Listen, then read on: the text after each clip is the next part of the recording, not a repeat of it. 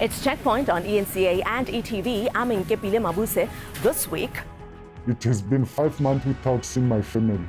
You will understand what it means to an individual.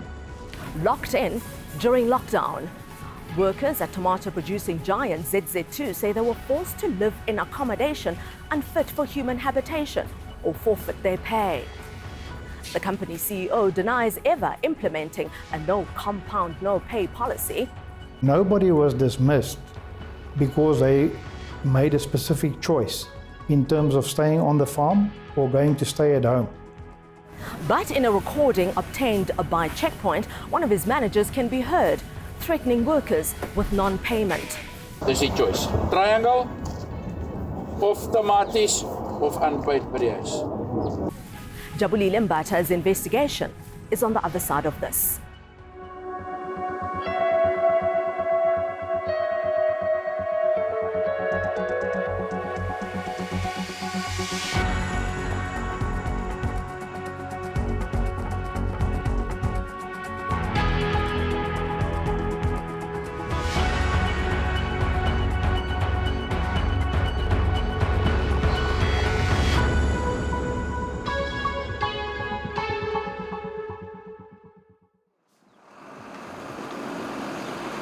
ZZ2 is one of the largest agricultural enterprises in South Africa, with farms in 6 provinces, one in Swaziland, another in Namibia.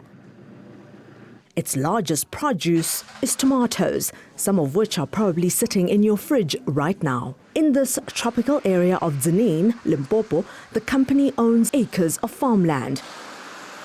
Agriculture is a critical employer in these parts. This farm worker is one of thousands who became essential service workers when the national lockdown was declared in March. He continued labouring away to feed the country and his family. But he says conditions placed on them to continue earning a living were severe. Staying in home, it was coming with the condition that there would be no pay at all. So, because we wanted a pay, of course, we had to go in camps. When we met him in August, it was the very first time in 5 months that he was allowed to see his family. Staying home with no income would have made it impossible for him to continue supporting his immediate and extended families. His work accommodation was this old classroom in Smith's Rest Farm, which quickly became overcrowded as it already had occupants when he and others moved in. Our human rights were violated very much, in a sense that you can't even have privacy in a room. Imagine an open room, less than 4 meter. You have to share 4 people with all your food all over around next to your bed. So you will understand even the issue of hygiene. It's very difficult, in fact. What caused further frustration for this farm worker was that his home was within walking distance, yet he had to contend with what he considered inhumane living conditions. It's a 4 shower for men, so the water just spill all over. We are almost 60 men, so you imagine 4 showers that cannot even accommodate 60 people. Which sometimes you have to fight for resources sometimes, like water. You have to quickly rush into a shower to get water, otherwise it will be finished. This man, who also works for ZZ2, was placed in a different compound, where he says conditions were far worse. He shares this room at Triangle Farm with 3 others.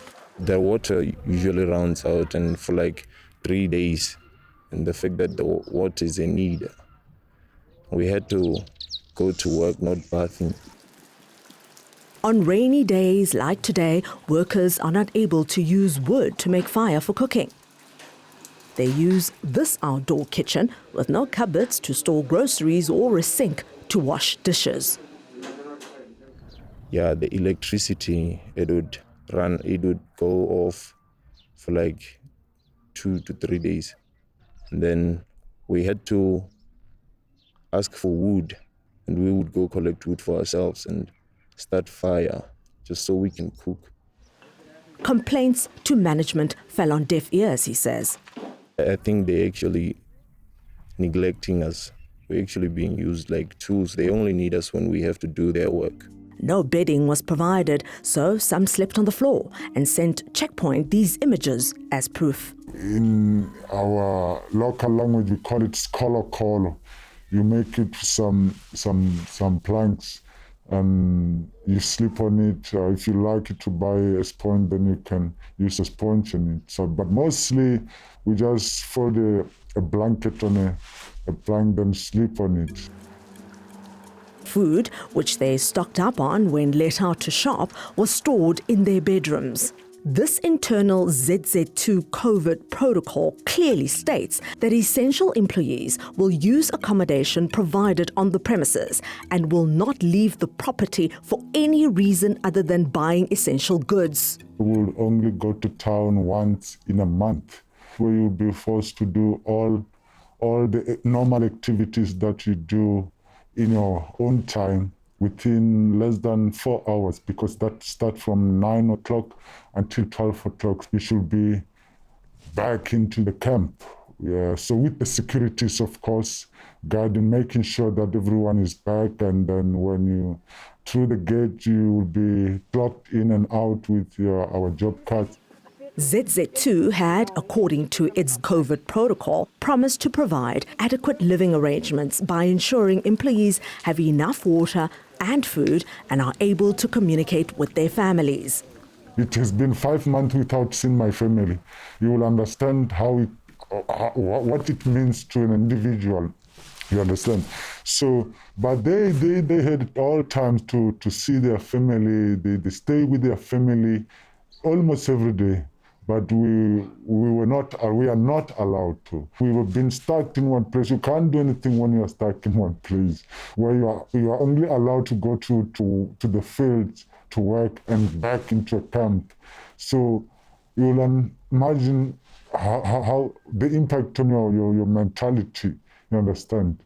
So it was very quite bad. It's really disgusting. For this single mother of two, who was accommodated at Rattenberg Farm, choosing work over her children was unbearable.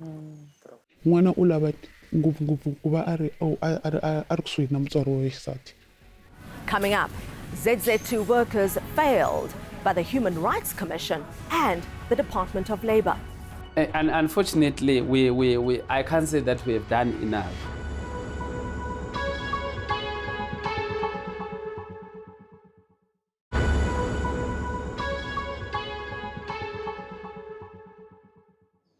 Elvis Bilusa has intimate knowledge of the hardships suffered by ZZ2 employees during the lockdown. He's the community leader of Politsi in Zanin, where some of the workers reside. I got a complaint from a neighbor of a certain worker who was locked inside, and then from Hardships. She came to my place with 2 little kids. The other one was aged about 1.5 and the other one up around 3 years. And she asked and then help from me, saying that the mother of the children were locked in the farms. Bilusa first contacted the Greater Zanin municipality, which directed him to the Department of Labour. He accompanied Labour Department officials on their initial inspection of ZZ2. We conducted the search. Indeed, I found that those people are living in hell. The inspection was conducted on August 27th. Zanin police and community leaders were also present. They managed to visit Smithsrest and Rattenberg farms. On the third farm, which was at Gomodo, and then we were denied access. And on that farm, or at that farm, is where everybody was kept there because it is in the bush. He says no action was taken by the Labour Department following the raids. The Department of Labour said that, and then they will take and then the matter and then to their seniors so that they can make a formal ruling, in which they didn't up to today. He had also alerted the South African Human Rights Commission, but says they too did nothing. After the Human Rights Commission had phoned me, Then I gave them information. They said that my information has got nothing to do with them because they want the person who is inside the camp that will give them and then information. I say that how are they coming and then to our office to report the matter because they are locked? Human Rights Commission Provincial Manager Victor Mavidula admits they are fully aware of allegations of human rights violations at ZZ2.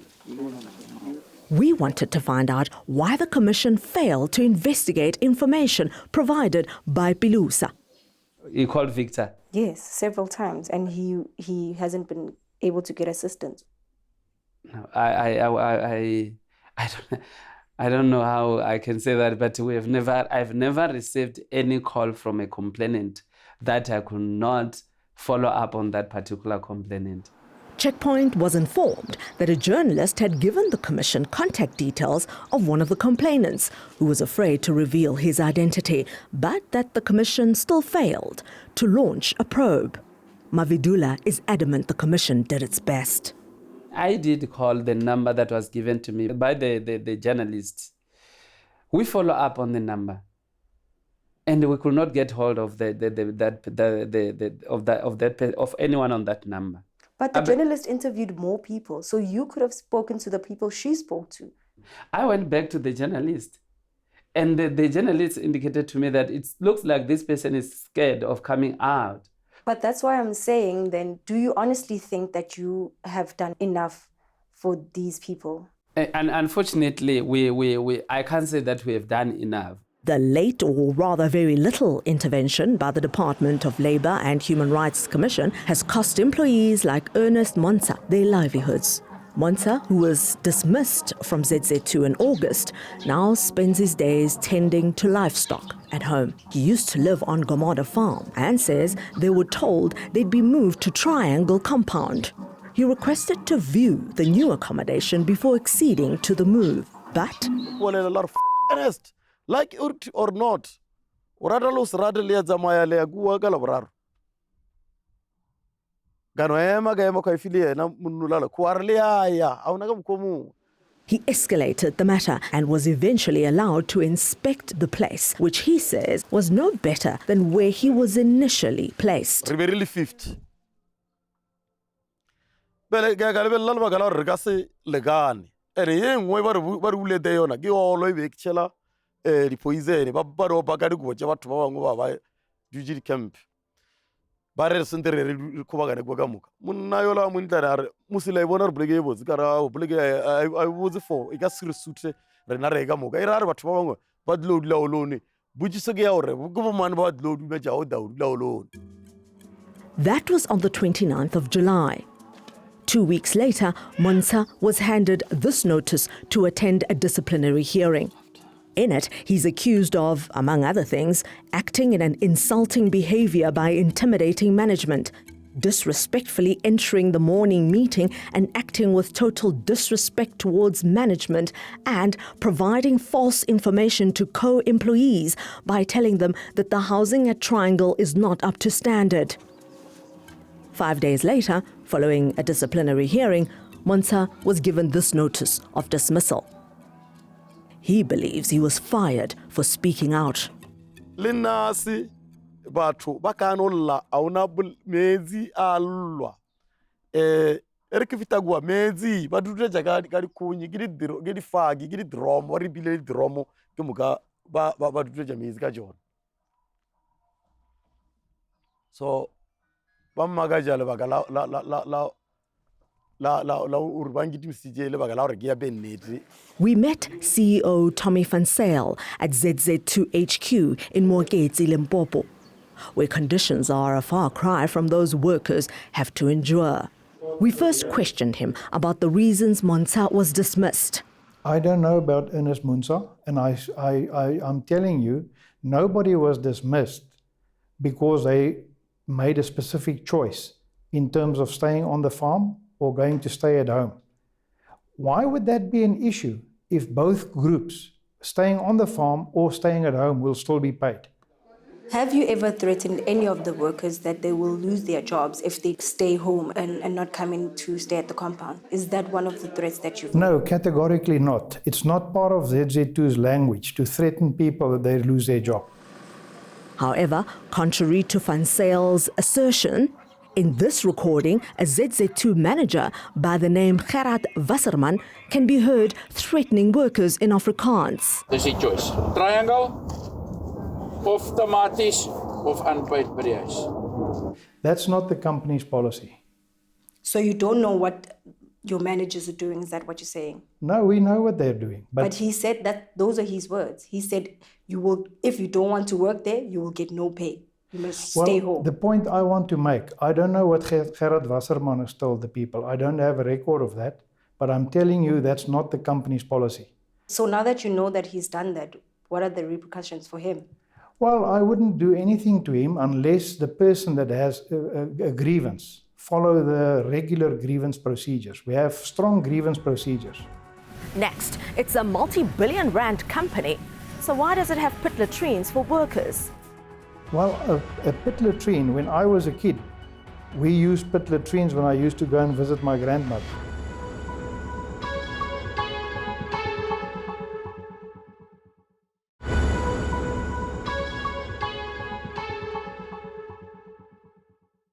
Checkpoint put the allegations of inhumane living conditions levelled at tomato-producing giant ZZ2 to its CEO. I think the infrastructure developed there is on a high standard.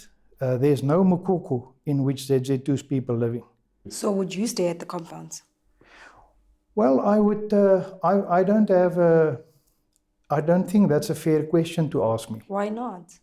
I can live in conditions that you probably wouldn't live in.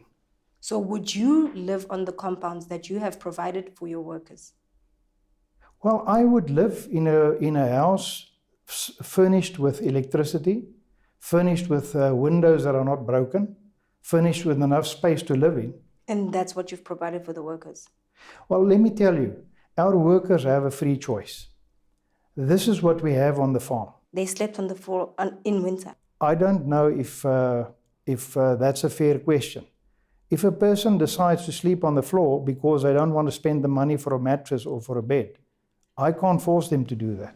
With a turnover of 24 billion rand per annum, we asked why ZZ2 compounds still had pit latrines. Well, a pit latrine, when I was a kid, we used pit latrines when I used to go and visit my grandmother. So I know what a pit latrine is. It depends on how... No, I'm just asking, is there nothing wrong with the pit latrine? Is that what you're saying? It depends on how you furbished it.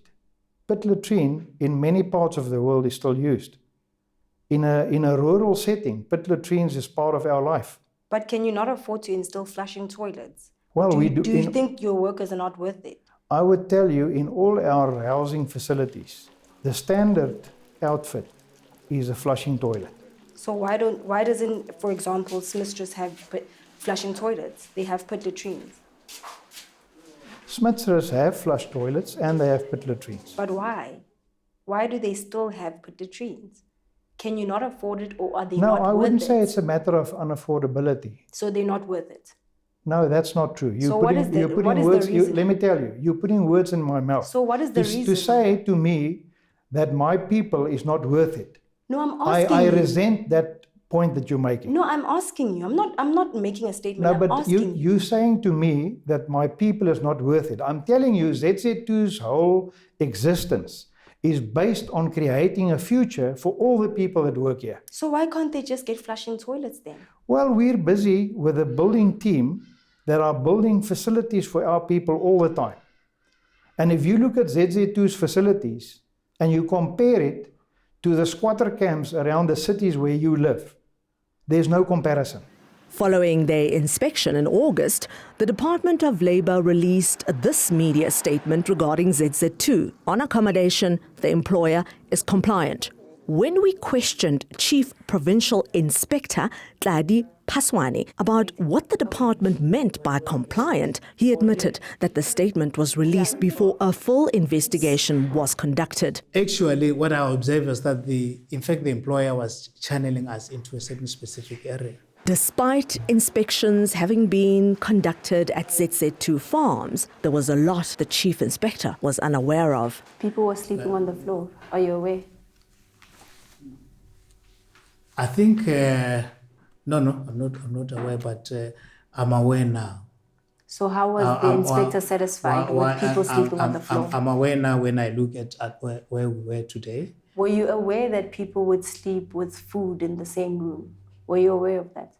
No. So how is that satisfactory? No, I was not aware of that. And have you been able to see the bathrooms and the showers? Yeah, the bathroom here, the bathroom, I think, I was told that the bathroom are okay. Are pit latrines okay? Is what pit latrines? Are they okay? Are they satisfactory?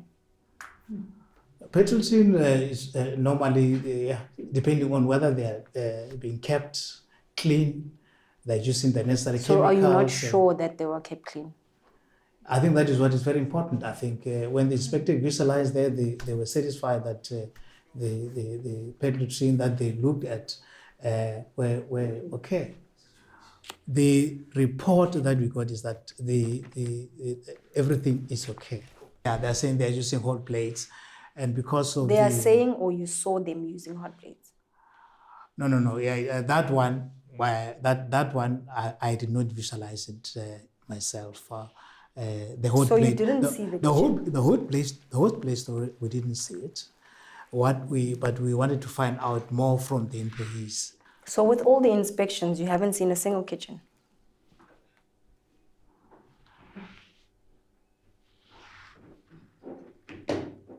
No. What I'm saying is, I don't know what type of a kitchen you are referring to. No, I'm asking, have you seen a single kitchen in all the inspections that you've done? That your inspectors have done? I'm pretty sure you speak afterwards. What I'm trying to say is that you haven't seen the kitchen. The way they are cooking and using fire. I suppose that was the kitchen. I'm not sure whether there was another kitchen. Stories like this one have the potential to ruin the reputation of a business. That's why it's important for the Department of Labour to do its job and force companies to comply. It is due to their failure if businesses fold when they are exposed. Thanks for watching Checkpoint. I'm Nkebile Mabuse.